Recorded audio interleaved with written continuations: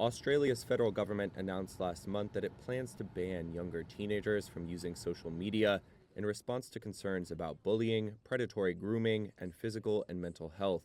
If successfully rolled out, it would be the world's first age-based ban targeting internet platforms. However, the proposed ban has received backlash from many young Australians, like Kyoko, who says the ban would actually make life harder for them and isolate them further. Yeah, so being autistic, I have a really, really hard time connecting with others, and doing that online makes it a lot easier. Being online, you're able to connect with other people with the same interests, get experiences.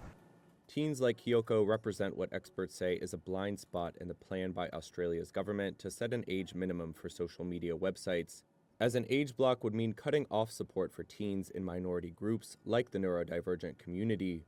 Surveys show that some 97% of Australian teenagers use social media across an average of 4 platforms. That makes them among the world's most connected young people. 16-year-old Laura Seaton has mixed feelings about the proposed ban. Like you said before, the communication, people feel like they can be more confident on social media because you're behind a screen.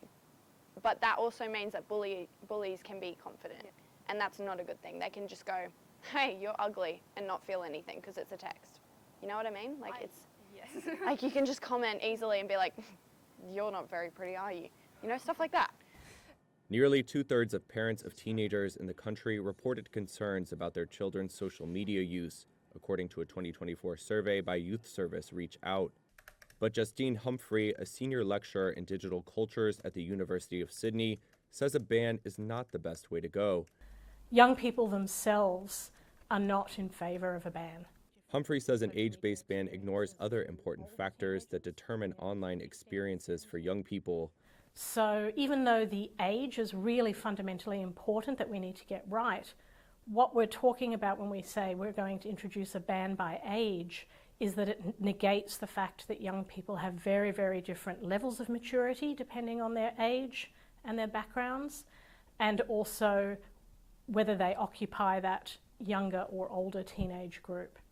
In September, Prime Minister Anthony Albanese said his center-left government would run an age verification trial before introducing the laws by the end of this year.